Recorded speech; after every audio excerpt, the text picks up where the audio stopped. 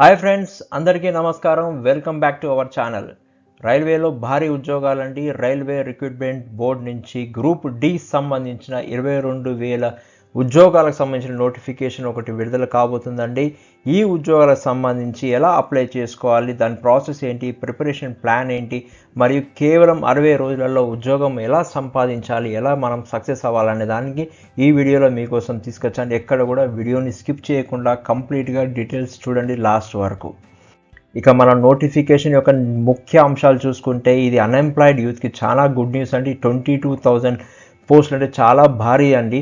Railway recruitment board నుంచి భారీ notification అండి. ఇది 2 రాష్ట్రాల నుంచి మన ఆంధ్రప్రదేశ్ అండ్ తెలంగాణ అభ్యర్థులు అర్హులండి. వీటికి ఈ వీడియోలో 60 రోజుల స్మార్ట్ ప్లాన్ వివరించబడుతుంది కాబట్టి ఈ వీడియోని ఎక్కడ కూడా మిస్ చేయకుండా చివరి వరకు చూడండి.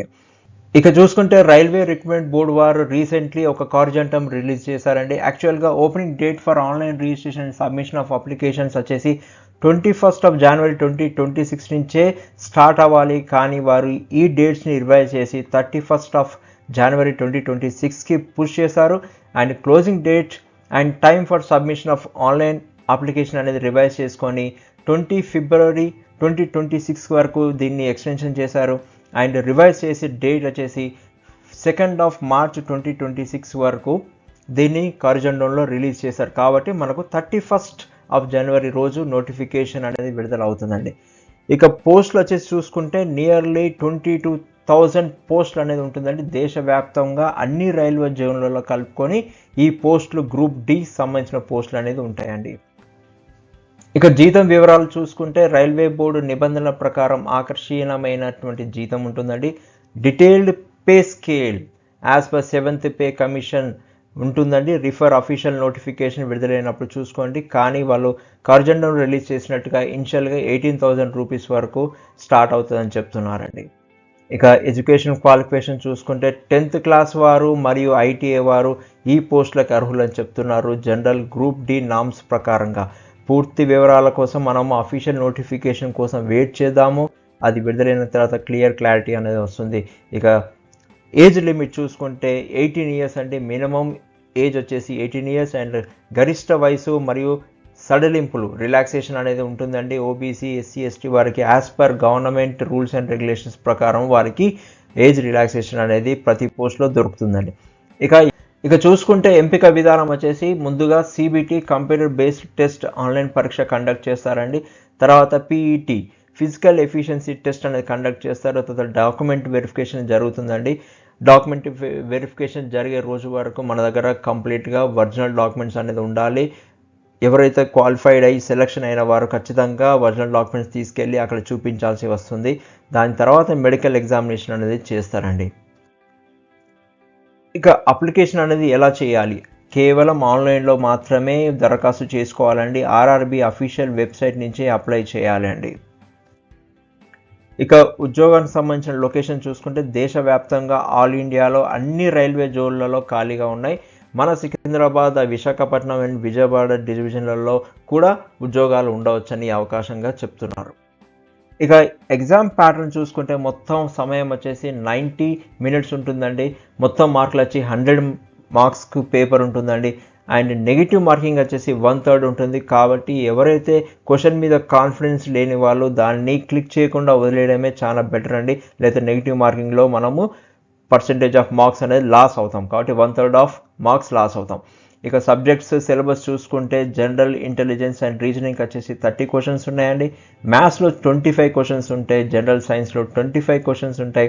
And general awareness and current అఫైర్స్కి వచ్చేసి 20 క్వశ్చన్స్ ఉంటాయి. ఈ ఉద్యోగంలో సక్సెస్ కావాలి అంటే మనము ఖచ్చితంగా ప్లాన్ అండ్ చేసుకోవాలి. దాని ప్రట్టే మనం ప్రిపేర్ కావాలి. ముందుగా ఫౌండేషన్ అనేది మనం బిల్డప్ చేసుకోవాలి.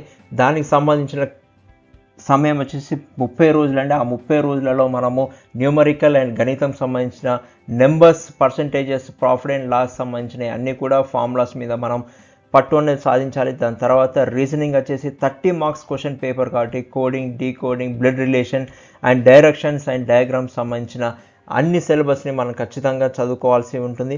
ఇక సైన్స్కి సంబంధించి 25 మార్క్స్ క్వశ్చన్ పేపర్ ఉంటుంది. మన 9th అండ్ 10th సంబంధించిన ఎన్సీఆర్టీ ఫిజిక్స్, కెమిస్ట్రీ, బయాలజీ పుస్తకాలని ఖచ్చితంగా చదవాల్సి వస్తుంది. ఈ 30 డేస్లో ఈ విధంగా మనం ప్లానింగ్ చేసుకొని ప్రిపేర్ అయ్యేది ఉంటే మనం ఖచ్చితంగా సక్సెస్ అవ్వచ్చు. నెక్స్ట్ 20 డేస్ వచ్చేసి చూసుకుంటే ప్రాక్టీస్ అండ్ రివిజన్కే మనం కేటాయించాలి. సిలబస్ వన్స్ 30 డేస్లో కంప్లీట్ చేశాక ఈ 20 డేస్లో ఖచ్చితంగా మనం ప్రాక్టీస్ అండ్ రివిజన్కే చేసుకోవాలి. ప్రతిరోజు కనీసంగా మనం 100 క్వశ్చన్స్కి ప్రాక్టీస్ చేయాలి. మనం ఓల్డ్ క్వశ్చన్ పేపర్స్ తీసుకొని అక్కడి నుంచి క్వశ్చన్స్ తీసుకొని కూడా మనం ప్రాక్టీస్ చేయాల్సి వస్తుంది. స్ట్రాటజిక్ జీకేకి సంబంధించిన, నదులకు సంబంధించిన, డ్యామ్లకు సంబంధించిన, జాతీయ పార్కులకు సంబంధించిన, రాజ్యాంగం సంబంధించిన క్వశ్చన్స్ అన్నీ కూడా మనము ఎప్పటికప్పుడు ప్రిపేర్ అవుతుండాలి. ఇంకా మోస్ట్ ఇంపార్టెంట్ వచ్చేసి కరెంట్ అఫైర్స్ అంటే గత సంవత్సరం నుంచి 10 నుంచి 12 నెలలకు సంబంధించిన వార్తలు, కరెంట్ అఫైర్స్ అన్నీ కూడా మనం చదువుకోవాల్సి వస్తుంది. ఏం ఎలక్షన్స్ జరిగినాయి, ఎక్కడ అవార్డ్స్ సంబంధించినవి, క్రీడలకు సంబంధించినవి అన్నీ కూడా మనం చదువుకొని ఉండాల్సి వస్తుంది. ఇక లాస్ట్ 10 డేస్ అనేది చాలా ఇంపార్టెంట్ అండి. ఈ 10 డేస్లో మనం చేయాల్సింది మాక్ టెస్ట్లు అండి. రోజుకి ఒక పూర్తి స్థాయి మాక్ టెస్ట్ అనేది మనం ఖచ్చితంగా రాయాలి. ప్రీవియస్ క్వశ్చన్ పేపర్స్ తీసుకొని ఆ మార్క్స్ అనేది మనం రాయాల్సి వస్తుంది. రాసిన వాటిల్లో మనం చేసిన తప్పులని మనం అనలైజ్ చేసుకొని దాన్ని మళ్ళీ రివిజన్ చేసుకోవాలి. అండ్ మోస్ట్ ఇంపార్టెంట్, మనం 60 రోజుల ప్లాన్లో మనం సక్సెస్ అవ్వాలి అంటే సమయ పాలన అండి, టైం మేనేజ్మెంట్. మనం ప్రతి ఒక్క సబ్జెక్ట్కి ప్లాన్ ప్రకారంగా డివైడ్ చేసుకొని టైంని దాన్ని మనం ఖచ్చితంగా పాటించాలి. ఎక్కడ కూడా మనము డివైడ్ అవ్వద్దని నేను కోరుకుంటున్నాను. ఇక ముఖ్యమైన తేదీలు చూసుకుంటే నోటిఫికేషన్ అనేది 31 జనవరి 2026 విడుదలవుతుంది. లాస్ట్ డేట్ టు అప్లై వచ్చేసి నోటిఫికేషన్ విడుదలైన తర్వాత వాళ్ళు ఇస్తారు.